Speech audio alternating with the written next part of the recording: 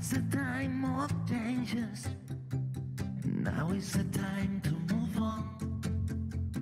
This is the time for solutions. Feel the motion. Be new is born. The end all of you. Now I'm connected to you. The end all of you. Be new will do it for you. This is the time for solutions. Be new is for you. Buenos días o buenas tardes ya, hasta ahora a las 12 del mediodía. Seguimos aquí en la Barcelona New Economy Week, el evento que ayuda a conectar, impulsar y transformar a las empresas hacia una nueva economía. Lo hacemos desde este edificio del D-Factory, el mayor sistema dedicado a la industria 4.0 del sur de Europa. A lo largo de las sesiones de ayer y de hoy hemos hablado de industria digital, pero en la siguiente panel queremos poner énfasis en los peligros que rodea la digitalización y por eso nos referimos a la ciberseguridad. En esta sesión vamos a analizar los riesgos a los que se enfrentan las organizaciones y empresas e intentaremos aportar soluciones que van desde la adopción de sistemas seguros a la formación de empleados o pasando también por la detección de amenazas. Solo unos datos así para empezar. Un estudio publicado por Deloitte a principios de este año explicaba que en España es el tercer país del mundo en número de ciberataques y que el 94% de las empresas había sufrido uno. Y otro estudio más reciente, de Google en este caso, sobre ciberseguridad, explicaba que el 66% de las pequeñas y medianas empresas que sufrían un ciberataque se veían obligadas a echar el cierre. Por lo tanto, no podían seguir con su actividad ni sobreponerse. Esta sesión les presento a la persona que la va a moderar, es Susana Pardo. ¿Qué tal? Buenos días, ¿cómo estamos? Ella es directora general de Inetum Cataluña, consultora tecnológica, líder a nivel europeo, que acompaña a entidades públicas y privadas en su evolución hacia organizaciones 100% digitales. Es ingeniera informática por la URB, es también asesora externa y colabora con asociaciones como CETECO, ACECO, ESADE. Aparte, también es la ganadora del premio Dona TIC Profesional del 2019 y en febrero del 2023 fue finalista a la lista top de 100 mujeres líderes en España. Con ella y con el resto de ponentes les dejamos hablando de ciberseguridad.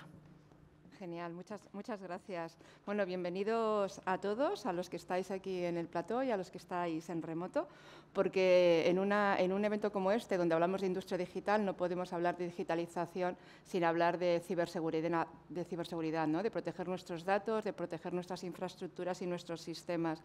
La ciberseguridad, como hemos visto y nos han comentado en los datos, ya no es una opción, es un deber y una obligación que tenemos en todas nuestras organizaciones, porque en los últimos 2 años se han multiplicado por 7 los ciberataques, cada vez más peligrosos y más sofisticados, y además no solo eso, sino que con el teletrabajo, industrias como la industria 4.0 y todas las tecnologías que nos permiten estar conectados, el prisma, ¿no? Y el espacio que tenemos que proteger es mucho mayor. Como decía Robert Mueller, que es exdirector del FBI, decía que solo hay 2 tipos de organizaciones: las que han sido ciberatacadas y las que lo van a ser. Por lo tanto, hoy tenemos aquí una mesa de lujo con diferentes perfiles y que nos van a dar su visión sobre la necesidad de esta disciplina. Empezamos por una visión más gubernamental. Tenemos aquí a Oriol Torroella. Oriol es abogado especializado en ámbitos digitales y en ciberseguridad, que ha desarrollado su carrera profesional asesorando a empresas en el ámbito privado y más recientemente en la Generalitat de Cataluña desarrollando políticas públicas en materia de ciberseguridad.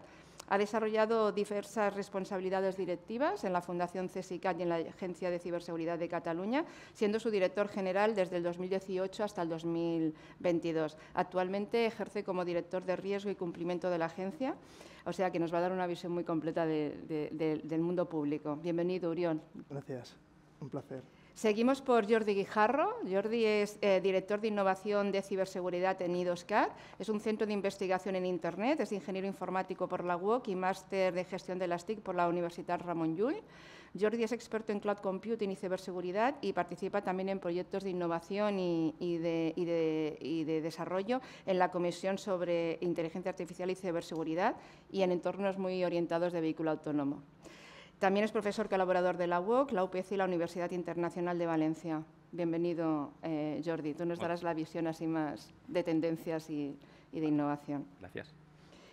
Luego, nuestro tercer participante, que al final ha llegado, es José Carlos Erdozain, abogado y doctor de Derecho, actual cónsul de Pons IP y especialista en propiedad intelectual, industrial y privacidad. También es autor de monografías y artículos en esta materia, árbitro del Centro de Arbitraje y Mediación de la OMPI y profesor colaborador de la Universidad CEU de San Pablo, donde imparte habitualmente cursos especializados en esta materia. Bienvenido, José Carlos. Tenemos también aquí en plató a Rebeca Trujillo. Rebeca es actualmente la responsable de riesgos y gobiernos de ciberseguridad para la división de banca corporativa y de la inversión en BBVA. Es ingeniera en telecomunicaciones, lleva dedicada a la ciberseguridad los últimos 11 años de su carrera, con especial foco en clientes del sector financiero, y desde 2019 colabora también con el Instituto de Estudios Bursátiles para difundir la importancia de la seguridad en los nuevos profesionales que se incorporan en el sector. Bienvenida, Rebeca, y gracias por estar aquí. Gracias a vosotros. Y para finalizar, tenemos en remoto a Azucena Hernández, que es licenciada en Ciencias de la Información y fundadora y CEO de Eurocipcar y el Grupo Cibentia. Ha inventado el primer test en el mundo que mide y certifica el nivel de ciberseguridad de un vehículo aplicando tecnología STEP. Un estándar de la ciberseguridad. También ha creado el primer medio de comunicación digital en el mundo especializado en ciberseguridad y automoción, HackerCar, y los primeros cursos especializados en formación de expertos de ciberseguridad aplicada en la automoción y flotas de vehículos. Tenemos un track paralelo que es el de movilidad, y esta mañana precisamente hablaban sobre la importancia de proteger nuestros vehículos conectados cada vez más inteligentes. Bienvenida, Azucena. Muchísimas gracias y buenos días. Gracias, Azucena. Bueno, como veis, una mesa de lujo llena de talento, conocimiento y experiencias, y con diferentes visiones que intentarán dar una visión holística de la ciberseguridad. Empezamos con preguntas así más concretas y luego hacemos algunos debates conjuntos. Uriol, empezamos contigo. Desde el Gobierno de la Generalitat, y más concretamente desde la Agencia de Ciberseguridad, tenéis una visión muy global sobre el estado actual de la ciberseguridad, tanto desde un punto de vista público, en todos los organismos públicos, como desde un punto de vista privado. Definís y ejecutáis políticas para aumentar el nivel de seguridad en los sistemas de información de Cataluña, y desde este atalaya privilegiada, ¿no?, de visión de lo que está pasando y de lo que nos viene, ¿cómo ves tú la situación actual del ecosistema en Cataluña?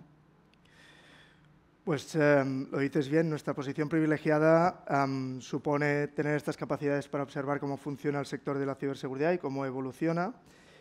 Y a la vez también es una obligación para nosotros, como administración pública, de poder aportar visión e información de qué es esto de la ciberseguridad para la ciudadanía, para las empresas, para los diferentes sectores, ¿no? Precisamente por eso, respondiendo a esta obligación que nos autoimpusimos en nuestra propia estrategia para desarrollar un servicio público, lo que procuramos fue construir un servicio de análisis de tendencias que pudiera ver cómo iba evolucionando los diferentes tipos de ataques, el impacto que iba teniendo en nuestro territorio, específicamente este fenómeno que es la ciberseguridad. Desde entonces, desde 2017, publicamos diferentes informes de tendencias en los cuales hemos ido identificando pues, desde el aumento del volumen del sector propio de la ciberseguridad. De hecho, ya lo podríamos hablar literalmente de un sector económico en sí. Son cifras ya de mucha entidad, de mucho volumen. Es cierto que como mucha parte del cibercrimen pues no se puede evaluar, pues no pagan impuestos o no es una cifra de negocio clara. Hay diferentes estudios que hablan de magnitudes concretas, pero es cierto que en todos los casos estas magnitudes son muy elevadas. Incluso hay un estudio del año pasado de una de las empresas del sector que hablaba que el sector de la ciberseguridad, como evidentemente mercado negro, había superado ya al sector de las drogas, del tráfico de drogas, precisamente porque aportaba unos réditos mayores y una capacidad mayor. Eso al final no deja de significar que el impacto que tiene para toda la sociedad, empresas, ciudadanía y demás, este fenómeno pues cada vez es mucho mayor. Y además, año tras año, de hecho, en todas las presentaciones anuales del ámbito de tendencias, lo único que no cambia es el titular de 2020, 2021, 2022, año de récords. cada año es año de récords. Cada año tenemos el 50% más de ataques, el 50% más de ransom, el 50% más de cualquiera de las palabras que queramos utilizar en este ámbito. Al final del 2017 hasta ahora, lo que sí que hemos visto claramente, hay un axioma básico y es que la ciberseguridad ya no es un fenómeno de unos frikis, de unos técnicos que se encargan de hacer algo particular. Ya claramente es un elemento de protección del negocio, de la actividad, de la continuidad, de incluso, si hablamos en el ámbito de ciudadanía, de la protección de unos propios derechos en los que versamos pues, nuestra información en nuestros dispositivos móviles, etcétera, etcétera, ¿no? Por lo tanto, la ciberseguridad supera ya el elemento puramente tecnológico y ya se centra específicamente en lo que es la protección de la continuidad de cualquiera de nuestras actividades, ya sea a título personal o a título profesional. Y luego hay dos elementos que definen esta evolución claramente. Uno es la cantidad de sectores que están implicados y en el ámbito industrial pues podríamos hablar de no menos de 6, 7, 8 sectores industriales que están claramente impactados y de hecho la propia modificación de la directiva NIS, la NIS 2, la evolución de la NIS anterior, nos ha dejado claro que el aumento a, si no recuerdo mal, 15 sectores estratégicos claramente está impactando de manera cada vez más notable a un sector industrial pues que ha visto cómo los ataques dirigidos para parar plantas o para parar actividades de transporte o actividades industriales en el sector de la energía pues cada vez han sido mayores, ¿no? Por lo tanto, esta extensión, este incremento y este impacto directo en lo que sería la continuidad de la actividad es lo que nos está definiendo más claramente el momento actual de la ciberseguridad y es lo que nosotros estamos observando. Específicamente, además, en el sector tecnológico, podríamos hablar de dos ejes que dinamizan o aumentan el impacto que puede tener la ciberseguridad o el elemento de ciberseguridad en la protección de esta continuidad de la actividad empresarial. Y el primero es, evidentemente, la profusión del concepto IT en el sector industrial. El tema del IoT, la introducción de nuevas tecnologías, nuevos dispositivos, y esto es un factor que claramente hay que tener en cuenta y es que la digitalización, como no puede ser distinto, ha impactado a toda la sociedad y específicamente también el sector industrial. Y el segundo, y seguramente aquí mis compañeros de mesa podrán dar muchos ejemplos específicos, también es la convergencia entre la IT y todo lo que eran los elementos industriales, que estaban claramente pensados para objetivos diferentes y para cuestiones diferentes. Entonces, al mezclar ambos ámbitos, pues lo que tenemos es que claramente las amenazas de uno pueden impactar al otro y las amenazas del otro pueden impactar al uno, ¿no? Entonces, esta es un poco la visión a gran nivel que desde la agencia hemos ido viendo durante toda esta evolución del sector y que preveemos que seguramente seguirá avanzando en este sentido, porque no creemos que los procesos de transformación digital vayan a parar, no creemos que los beneficios de entrar en una sociedad digital se vayan a reducir, sino al revés, se van a aumentar y, por lo tanto, está claro que el sector industrial tiene que vivir también esta transformación y tiene que afrontar la ciberseguridad como un reto que le va a impactar, insisto, no en su ámbito tecnológico, sino en su negocio. Sí, sí. Cada vez más los negocios se sienten atados por este tipo de tecnologías. Jordi, hablemos ahora desde un punto de vista de la investigación y la innovación. Como director del área de ciberseguridad en IDOSCAT, tu visión también es muy global y muy completa sobre la situación actual y sobre todo sobre las tendencias que están viniendo de Europa desde un punto de vista global. ¿Cómo visualizas tú el estado de la ciberseguridad en esta industria digital? Pues en este caso, y siguiendo también con el hilo de Uriol, donde nosotros también somos consumidores de estos informes de tendencias, es importante ver la ciberseguridad no solo en el ámbito local, que es el ámbito que tienes más cerca, sino desde el ámbito global, la parte más macro. Y en esta parte, la ciberseguridad, y en este caso la seguridad, se ha centrado en dar soporte a este proceso o a esta industria digital dentro de un mundo digital. Y la idea no es dar soporte, sino es ser parte de esta industria digital y de este mundo digital, ¿no? Que podemos llamar ciberespacio. A partir de aquí se encuentran una serie de retos que se plantean desde, como siempre, en el ámbito de la ciencia, en el ámbito de la innovación, que acompañando con agentes, ¿no? En este caso como la agencia u otros, nos permiten ver los problemas reales, ¿no? Que al final existen en este proceso de digitalización, ¿no? Al final podemos enfocarlo a diferentes verticales, pero la propia ciberseguridad tiene su propia industria. esta industria ha de permitir que esta digitalización perdure en el tiempo, básicamente hacia el ciudadano, hacia la sociedad en general, nos permite evolucionar, y con esta vista hemos de domesticar lo que nosotros llamamos tecnología digital avanzada. Es decir, cuando hablamos y empezamos a poner, sobre todo por la parte más de ingeniería, acrónimos, ¿no? Por la parte técnica, inteligencia artificial, digital twins y una ristra, es obligación desde el ámbito tanto de prestador de servicios, ¿no? Que son tejido industrial y también, en este caso, agencias, desde el ámbito de la innovación, es domesticar toda esta tecnología para que al final sea de valor y descartar la que no aplica, en este caso, en ciberseguridad, igual que lo están haciendo en otros ámbitos. Entonces, a partir de aquí, es un papel importante lo que en Europa se está realizando a través de programas como Horizon Europe, ¿no? Que está permitiendo canalizar toda esta actividad, en este caso haciendo inversión, porque al final es una inversión en toda la parte de ciencia e innovación, para que eso pase. ¿Por qué?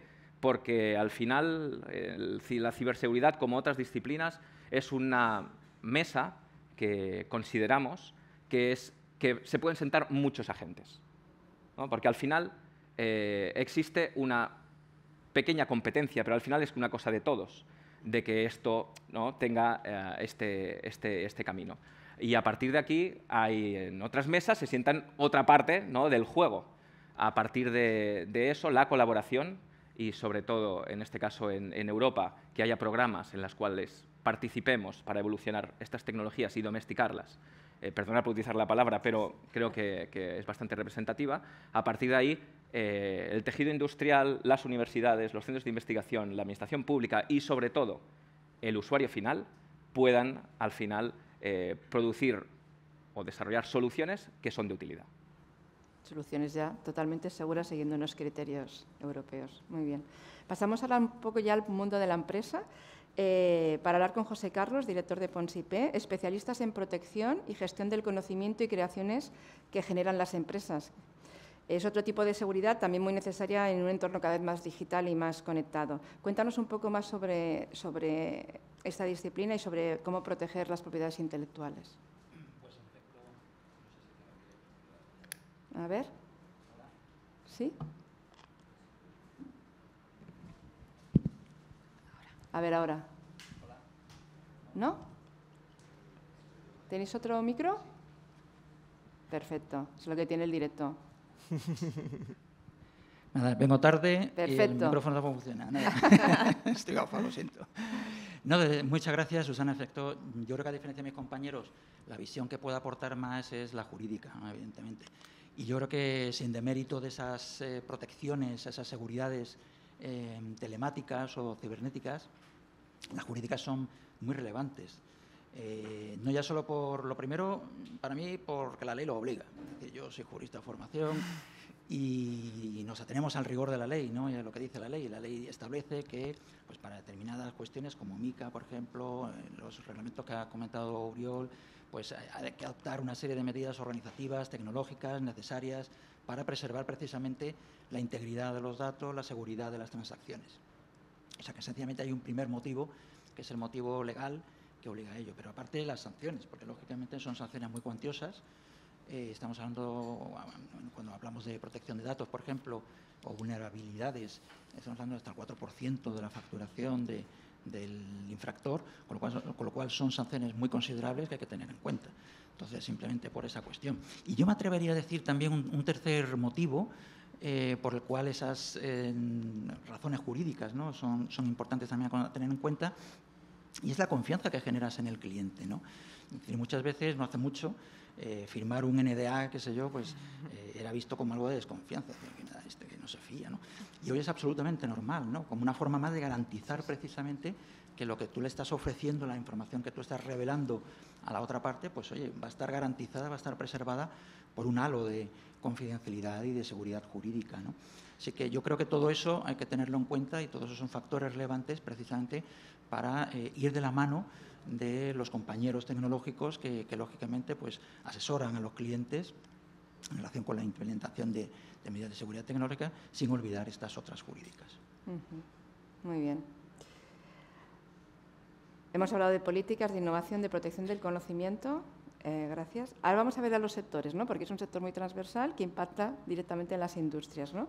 El sector bancario, Rebeca, es un sector que siempre ha sido muy exigente y yo creo que de los primeros, ¿no? Que siempre va por delante, ¿no? De las innovaciones tecnológicas y de la seguridad, obviamente para proteger todos los activos de vuestros clientes. ¿Cómo aplicáis y mantenéis de forma siempre actualizados todos los sistemas y os protegéis de estos ciberataques que seguro que estáis en el foco? Sí, bueno, yo creo que la industria bancaria a día de hoy parte desde un punto privilegiado, quizá, ¿no? Y esto es porque debido a la naturaleza de nuestro negocio, yo creo que siempre hemos tenido imbuido el concepto de seguridad, ¿no? Al final, custodiamos los activos financieros de nuestros clientes y la seguridad no es como en otras industrias un valor añadido, sino que es algo que va completamente asociado a nuestra prestación del servicio. Por este motivo, yo creo que desde los albores de la ciberseguridad, los bancos se subieron a este carro, ¿no? Y han imbuido en sus procesos, en sus tecnologías, elementos que garanticen la seguridad de sus clientes. Yo creo que precisamente por ser un poco esa punta de lanza, una de las tareas que estamos intentando llevar a día de hoy a cabo es el poner un poco a disposición de todo el ecosistema, en muchos casos de pymes, incluso de consumidores particulares, todo lo que nosotros hemos aprendido, ¿no? A lo largo de tantos años trabajando en materia de seguridad. Porque no hay que olvidar que este es un ecosistema totalmente conectado y que la seguridad del que está cerca de ti es tu seguridad. Nosotros también somos conocedores de que esos años de inversión lo que han generado es también tener un músculo en la empresa de empleados formados, de potencia, de sistemas preparados, que no es tan fácil de acceder quizá para otros sectores. Y luego, pues yo creo que también en el mundo de los propios productos financieros se ha visto la demanda de productos que velen por la seguridad, ¿no? Y en los últimos años pues se han puesto, por ejemplo, BBVA ha sacado tarjetas que no llevan el código escrito, ¿no? Para que en caso de que tú la pierdas o te la roben, pues sea mucho más difícil para un delincuente poderla utilizar. También se han implementado los CVV dinámicos, ¿no? Que cambian cada pocos minutos, de manera que si en algún momento la numeración y ese código de seguridad es robado, tenga una fecha de caducidad muy cercana, ¿no? Que es solamente de minutos. Y por otra parte, creo que también ha ayudado de alguna manera a que todos nos familiaricemos con determinados elementos de seguridad. Es decir, si yo hablo fuera de mi entorno del segundo factor de autenticación, posiblemente muchos no van a saber de qué hablamos. Pero si digo que es cuando recibes un SMS desde en el móvil para confirmar una operación, o que es cuando además de poner tu contraseña necesitas utilizar tu huella para validar un acceso, creo que eso a lo que no sabemos ponerle nombre lo entendemos como un elemento de seguridad, ¿no? Y yo creo que como la mayor parte de los usuarios al final hacen uso de este tipo de aplicaciones bancarias, pues de alguna manera están metiendo en su cultura que esos son elementos de seguridad que nos ayudan en el día a día, ¿no? Tanto como usuarios como empresas. Muy bien. Entiendo que invertís también en formación de empleados y formación de los propios clientes, ¿no? Del banco. Sí, por supuesto. De hecho, parte de nuestro propósito es, como decía, el llevar todo este conocimiento a nuestro alrededor. Y obviamente los empleados son los primeros, ¿no? a los que queremos formar, porque son los que día a día toman decisiones, ¿no? Los que tratan con nuestros clientes, los que tratan con nuestros terceros. Y al final creo que ya tenemos a más de 90.000 empleados en el grupo formados en al menos unos básicos de seguridad, porque no todos necesitamos saber lo mismo, ¿no? Yo creo que me gusta mucho un símil que hace un compañero con el coche. Todos necesitamos saber cuáles son las reglas de conducción, ¿no? Que hay que ir por la derecha, que hay que utilizar los intermitentes, pero no todos necesitamos saber de mecánica. Nosotros tenemos equipos especialistas, que son esos mecánicos de nuestro coche para cuando pasa algo importante, que saben hacer los mantenimientos de forma adecuada, pero sí que es importante que todos conduzcamos bien para evitar accidentes, ¿no? Porque el factor humano está presente en la mayoría de los incidentes, ¿no? El punto de entrada, muchas veces, cuando hablamos de vulnerabilidad, todos pensamos en sistemas informáticos, pero la mayor vulnerabilidad es las ganas que tiene muchas veces el ser humano de agradar, de colaborar, lo fácil que nos vencemos ante peticiones de urgencia, ante situaciones de miedo. Y eso, igual que lo sabemos nosotros, pues lo saben los ciberdelincuentes, ¿no? Y muchas veces se aprovecha ese punto de entrada, que son las personas, para acceder a las organizaciones. Muy bien, gracias, Rebeca. Has puesto el símil del coche. Vamos a hablar ahora del sector de la automoción con Azucena.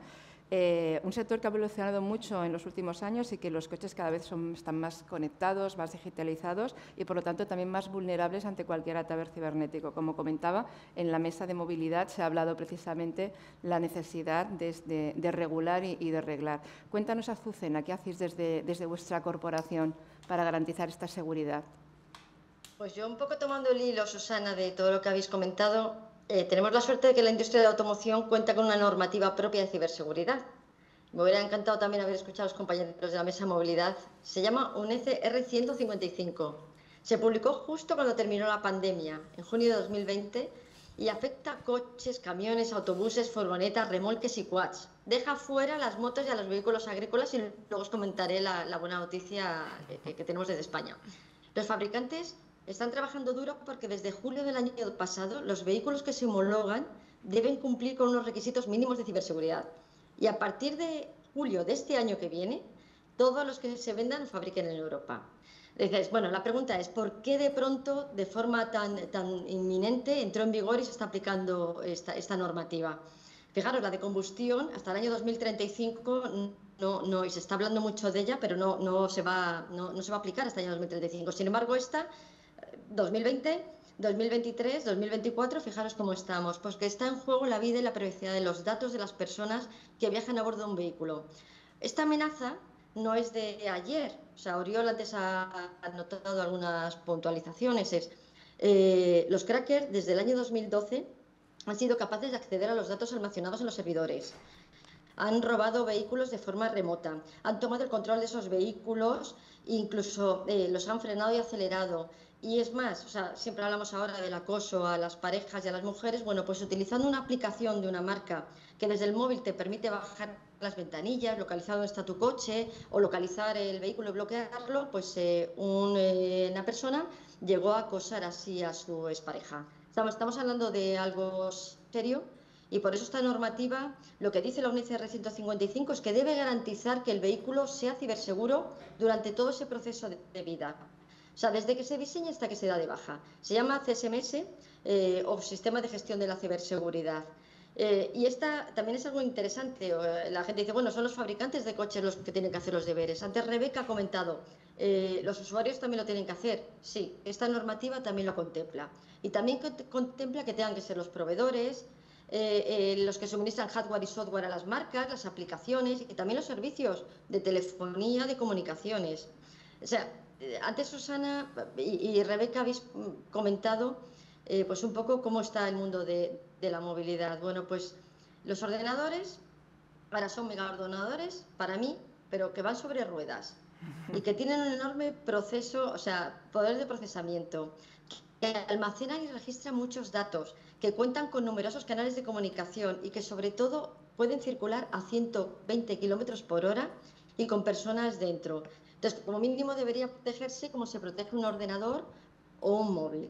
Entonces, hay algo interesante y permitidme que pueda hablar un poquito de lo que estamos haciendo desde Eurocicar en Europa, porque la UNECE dice que el vehículo tiene que cumplir con 70 requisitos de ciberseguridad, pero no ha indicado qué pruebas hay que hacer y a qué pruebas hay que someter a esos vehículos para verificar que las cumplen. Y ahí es donde nosotros jugamos un papel fundamental y somos referente internacional porque tenemos una metodología en proceso de patente internacional en Europa, Estados Unidos de Norteamérica, Reino Unido y México, que mide y certifica el nivel de ciberseguridad de un vehículo según la UNECE, que te dice si un vehículo protege correctamente la vida de los datos de los que viajan a bordo. Por ejemplo, ¿qué es lo que hacemos con nuestra metodología? Te podemos decir si se pueden manipular los sistemas del vehículo para que se puedan desbloquear las puertas de forma remota, que no se puedan enviar mensajes e indicaciones falsas al conductor, que no se pueda introducir un virus en los sistemas del vehículo, o sea, que es muy importante, Y fijaros, antes Rebeca hablaba del usuario, pues también aquí en este caso las marcas están obligadas a que el usuario, a poner las medidas para que el usuario pues no pueda provocar un ciberataque en su vehículo, o que cuando un vehículo se vende segunda mano, cuando pase de mano en mano, pues se borren todos los datos que existen sobre esa persona, que también se ha comentado en esta mesa. Entonces, es una normativa muy completa que se adelanta al futuro de los vehículos conectados y autónomos. Prevén que los vehículos van a hablar entre sí. Pero bueno, tiene un pero muy gordo para nosotros, y es que se han dejado al lado de las motos. Y por eso lo que estamos haciendo desde Eurocipcar es que exigir y pedir, por favor, que se incluyan dentro de esta normativa de ciberseguridad. Y junto con ENOR, pues el año pasado, en abril, emitimos el primer certificado del mundo de ciberseguridad a un vehículo. Y fue una moto, precisamente, los que no estaban con la obligación de cometerlo. Muchas gracias, Azucena. Yo tengo que reconocer que desde que preparamos la mesa voy un poquito, ya como un poquito más de miedo en el coche digital, ¿eh? Pero bueno, sabiendo que está la normativa y que estáis ahí certificando, sí, me quedo más tranquila. Jordi, vosotros también desde I2CAT estáis en este tipo de iniciativas europeas de regulación de coche y demás. En este caso, no de regulación, sino en el ámbito del desarrollo de soluciones bajo programas de la Unión Europea, de la Comisión. Justo tuve la oportunidad de coordinar un proyecto europeo, el cual, como comentaba Azucena, tenía el objetivo de ver las amenazas sobre este futuro coche conectado autónomo, que, como sabéis, en algunos países incluso ya se representa con diferentes servicios que puedes, en este caso, consumir. Y en este proyecto, pues, de la mano también de Panasonic Automotive, etcétera, tuvimos el primer prototipo 100% gobernado por visión por computador. Eso, como comentaba Azucena, en este caso el coche conectado autónomo del futuro es un centro de datos con ruedas, y a partir de aquí podemos provocarle, ¿no?, determinados ataques que se han de mitigar desde el propio coche, ¿no? Nos pueden modificar la señal de GPS para cambiar nuestra localización, nos pueden aplicar ruido en las cámaras, nos pueden modificar las señales de tráfico, y a partir de ahí, localizar todas estas amenazas implica diseñar la tecnología para poder mitigarlo y que esa conducción, acompañada al final de un posible piloto, ¿no?, sea más segura. Siempre en un camino ascendente, donde pasaremos al siguiente paso cuando lo acepte el consumidor, ¿no? En este caso, las condiciones de seguridad. Y es en esto donde la parte de innovación e investigación ayuda para que pueda llegar a ese coche del futuro en las condiciones que todo el mundo espera. O sea, que espero haberte sacado un poco menos el miedo, sí, ¿no? Pero que... Muy bien, muchas gracias, Jordi.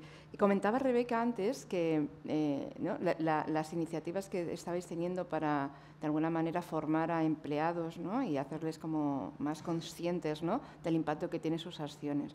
Oriol, vosotros desde el Gobierno, en la agencia, también con esta visión global, ¿tenéis algunas iniciativas sobre formaciones o...? Sí, sin duda, desde hace años. Bueno, de hecho, en 2011 empezamos con el programa Internet Segura, que es un programa destinado precisamente a orientar la formación y concienciación de toda la ciudadanía en Cataluña. Ha ido viviendo diferentes evoluciones y, más recientemente, la creación de un concepto de Cyber Academy, que va a ir impulsado también con fondos europeos y demás, para que la ciudadanía pueda acceder a este tipo de contenidos y formarse. Yo creo que aquí hay dos cuestiones que han surgido en la mesa, y aprovecho también para comentar al respecto. Y bien es cierto que al final el factor humano es uno de los factores importantes, y la concienciación debe existir, debe llevarse a cabo y debe ser uno de los elementos básicos sobre los cuales construir un modelo de relación entre los trabajadores y humanos en general con el elemento digital. Pero también es cierto que cada día más las amenazas son terriblemente avanzadas. Es decir, antes teníamos emails de phishing mal escritos, y precisamente digamos así, el ser humano tenía esta capacidad de discernir entre lo que sería un correo legítimo y un correo no legítimo, pues que a día de hoy tenemos toneladas, y o sea, creo que si los pudiéramos pesar digitalmente no iría muy desencaminado del concepto de tonelada de correos falsos, de phishing, que van destinados al buzón de cualquiera de nuestros trabajadores, por ejemplo, en el ámbito público, pero seguro que los compañeros lo podrían certificar de su entorno. Entonces, también la solución es el modelo, la construcción de medidas, evidentemente no solo tecnológicas, sino también organizativas y demás, tendrían que ayudar a que esta concienciación supusiera un modelo de ciberseguridad bastante más integral. Hay un elemento de corresponsabilidad claro, el ciudadano, el trabajador, en toda nuestra dimensión, tanto personal como profesional, tenemos que estar informados y formados de cuáles son los riesgos reales, pero también el sector debe ser consciente de que las nuevas amenazas hay que tratarlas desde una perspectiva de corresponsabilidad. No dejar solo al ciudadano o al trabajador o al miembro de nuestro equipo afrontar el riesgo de lo que supone a día de hoy el intento de aprovechar este desconocimiento o este factor humano que es vulnerable. Comentabas, Uriol, y todos, ¿no?, que cada vez más todos los ataques utilizan tácticas más innovadoras, más sofisticadas y casi inocuas, ¿no?, que no se nota. ¿Creéis que ChatGPT y la inteligencia artificial, de la que tanto se habla y que tanto nos está disruptiendo, puede afectar en este concepto de la ciberseguridad, tanto desde un punto de vista de protección como de amenaza? Es una pregunta. Pues yo creo que indudablemente, ¿no? Es decir, que ChatGPT irrumpió a mediados del año pasado en nuestras vidas. Yo creo que el temor más grande que tenemos ante ChatGPT es las posibilidades que tiene, ¿no? Porque yo creo que hoy por hoy está todavía en pañales, pero no sabemos exactamente hasta dónde va a llegar, ¿no? Entonces, evidentemente, claro que puede ser utilizado perversamente o con fines malévolos, ¿no?, para tratar de penetrar pues, en esas barreras de ciberseguridad que se puedan establecer, ¿no? Yo, de hecho, creo que ese es un motivo más por el que se podrían y deberían establecer barreras éticas desde el punto de vista legal. Por ejemplo, el Parlamento Europeo ya en 2017 aprobó un decálogo sobre uso de inteligencia artificial con el que pretendía frenar precisamente eso, usos malévolos de esa inteligencia artificial, evitación de sesgos, por ejemplo, utilización de la IA también, ya digo, con fines no éticos, ¿no? Entonces, indudablemente es un factor de riesgo, de posibilidades infinitas y que todavía desconocemos a día de hoy. Bueno, yo creo que al final el cibercrimen es un negocio lucrativo como uno más y hace uso de todas las tecnologías disponibles, pero yo creo que el punto optimista, que es la contrapartida, es que al final todos hacemos uso de esa tecnología, ¿no? También desde el punto de vista de la protección. Yo siempre entiendo que la ciberseguridad es como una carrera que no tiene una línea de meta, ¿no? Tú siempre tienes que ir lo más rápido posible haciendo uso de las tecnologías disponibles a tu alcance para intentar que los ciberdelincuentes no hayan hecho un uso mejor de lo disponible.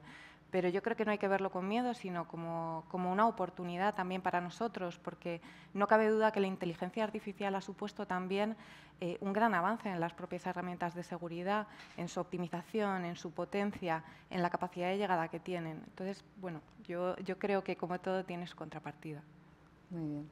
Claro, en este caso, desde la opinión más tecnológica, ChatGPT nos abre una parte de tecnología, al final, digamos, otro acrónimo, el LM, ¿no?, de Large Language Models, que nos va a permitir, en este caso, no solo con una ingesta global como lo hace ChatGPT, BART o derivados, sino que con una aproximación local, donde con este tipo de tecnologías aportar, en este caso a estos motores de inteligencia artificial, información local, que puede ser de la propia empresa, para poder hacer una explotación de los datos de manera diferente, que es como la estamos consumiendo. Pero en el momento que controlamos también la ingesta, podemos controlar la respuesta del motor.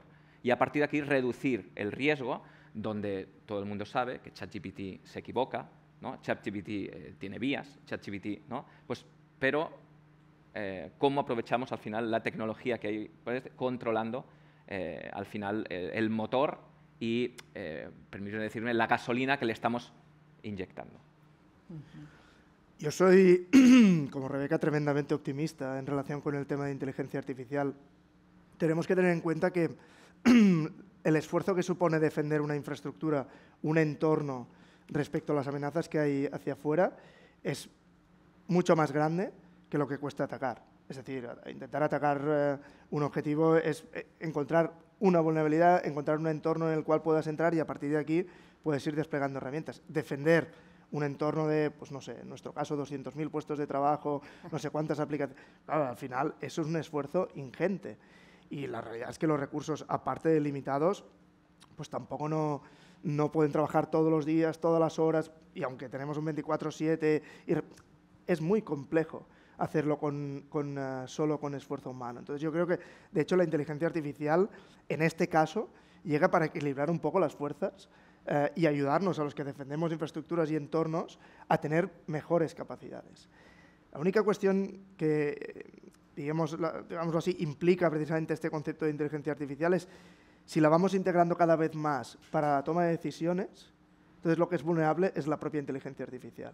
Y aquí una de las cuestiones que vamos a tener que trabajar en el elemento innovativo es precisamente cómo protegemos esta inteligencia artificial cuando le empecemos a delegar decisiones de si esto es un tráfico legítimo o no, si esto es una decisión que toma el coche correcta o no, si esto es una decisión que la máquina de la fábrica X tiene que tomar para desechar un producto que está correcto o no está correcto. Ahí es donde creo que vamos a tener el reto con la inteligencia artificial, pero hoy por hoy, de hecho, insisto, en nuestro caso nos aporta más capacidades que riesgos.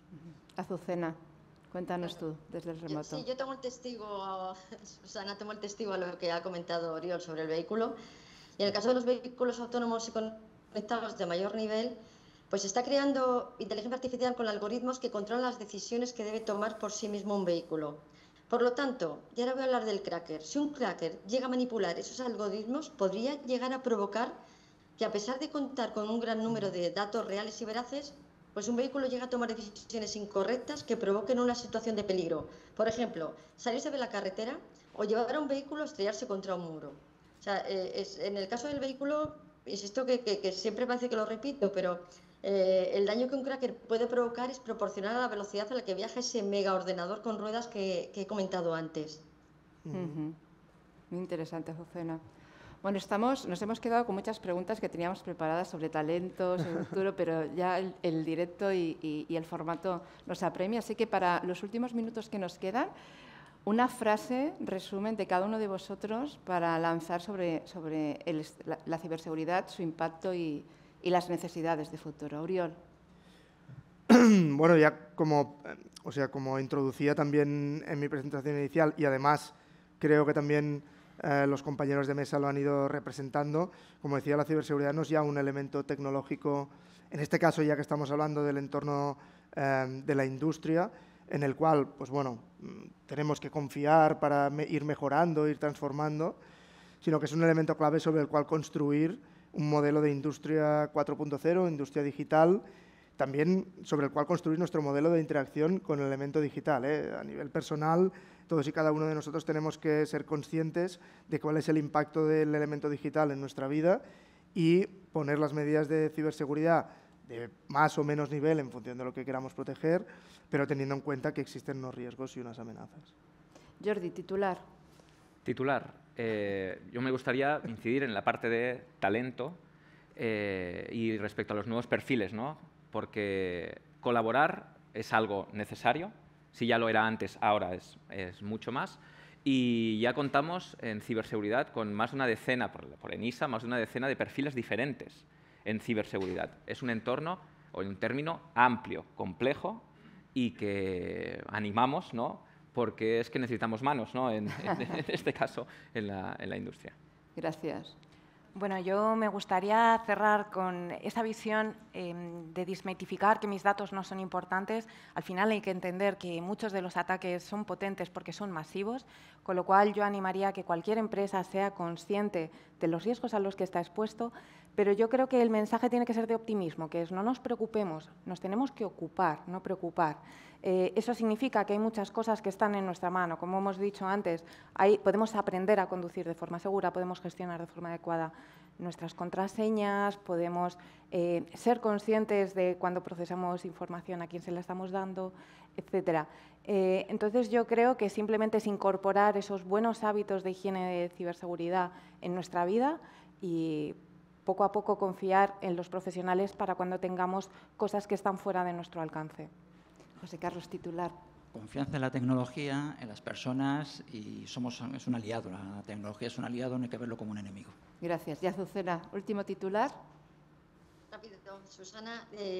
Las amenazas existen, pero también somos muchos los que estamos trabajando y hay normativa para que se mitiguen esas amenazas. Y mi consejo es que todos los usuarios exijan que los vehículos sean ciberseguros, que todos los elementos que integran el ecosistema de movilidad sean ciberseguros y a las administraciones públicas que se preocupen de que se cumplan las normativas de ciberseguridad que están en vigor para conseguir, para mí es el reto, 0 accidentes, 0 víctimas, 0 atascos y 0 polución, porque se puede conseguir si trabajamos unidos por la ciberseguridad. Gracias, Azucena. Y con esto concluimos la mesa y damos paso a... Pues sí, la verdad es que ha sido muy interesante y estaríamos seguramente mucho más rato aquí hablando y discutiendo sobre ciberseguridad, pero el tiempo es el que es y es hora de terminar. Nos ha quedado claro que la ciberseguridad, cosas que se han dicho, no tiene una línea de meta, que los ciberdelincuencia y los ataques están a la orden del día y que, como se ha comentado también, cada año es año de récord, que hemos de interpretar la ciberseguridad como un elemento de protección dentro de nuestra actividad. Hemos descubierto cómo se trabaja en cuestiones de ciberseguridad desde el sector bancario, también desde el sector de la automoción, y me ha pasado un poco como a Susana, me ha asustado un poco ya de entrada la frase de el vehículo es un ordenador con ruedas y luego pues todo lo que se puede manipular, incluso ¿no? una de las frases finales que ha comentado Azucena, que los vehículos van a acabar terminando entre sí y ya puestos a decir que alguien o un ciberataque acabe controlando los mandos de ese vehículo.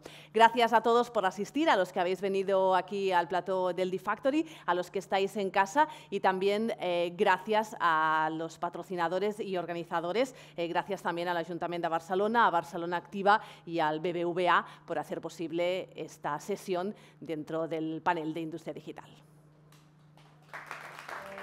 Fabricamos talento, fabricamos innovación y, cómo no, sostenibilidad. Fabricamos una nueva economía y un mundo nuevo, en 3D, por supuesto. Pero sobre todo, fabricamos futuro.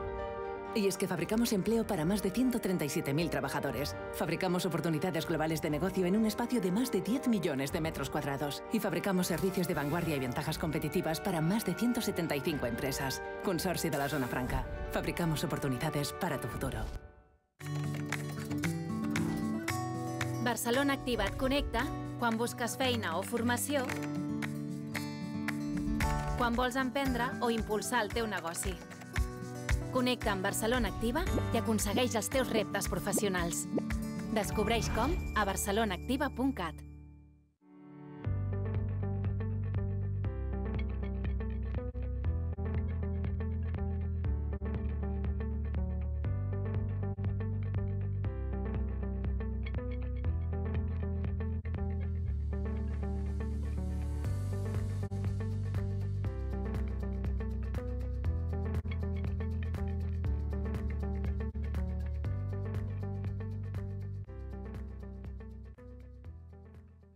Barcelona means relaxing. It means flying. Barcelona means discovering.